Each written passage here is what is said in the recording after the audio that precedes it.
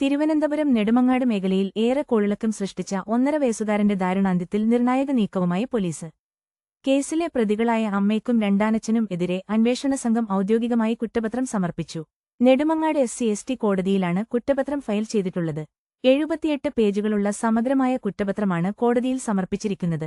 കുഞ്ഞിനെ അതീവ ക്രൂരമായി മർദ്ദിച്ചാണ് കൊലപ്പെടുത്തിയതെന്ന് കുറ്റപത്രത്തിൽ വ്യക്തമാക്കുന്നു. കൊലപാതകത്തിന് പുറമെ തെളിവ് നശിപ്പിക്കൽ, ക്രൂരമായ മർദ്ദനം, ജുവനൈൽ ജസ്റ്റിസ് ആക്ട് തുടങ്ങിയ ഗൌരവമേറിയ വകുപ്പുകളാണ് പ്രതികൾക്കെതിരെ ചുമത്തിയിട്ടുള്ളത്.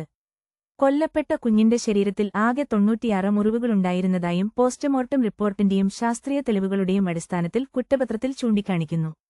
കഴിഞ്ഞ മെയ് 26-ാം തീയതിയാണ് നാടിനെ നടുക്കിയ ഈ സംഭവം അരങ്ങേറിയത്. അഖിലയുടെ മകനായ അർഷിതാണ് രണ്ടാനച്ഛന്റെ ക്രൂരമായ മർദ്ദനത്തിന് ഇരയായി കൊല്ലപ്പെട്ടത്. പ്രതിയായ രണ്ടാനച്ഛൻ കുഞ്ഞിനെ സ്ഥിരമായി മർദ്ദിക്കാറുണ്ടായിരുന്നുവെന്നും പോലീസ് അന്വേഷണത്തിൽ കണ്ടെത്തിയിട്ടുണ്ട്. കൂടുതൽ വാർത്തകൾക്കായി ഞങ്ങളുടെ ചാനൽ സബ്സ്ക്രൈബ് ചെയ്യൂ.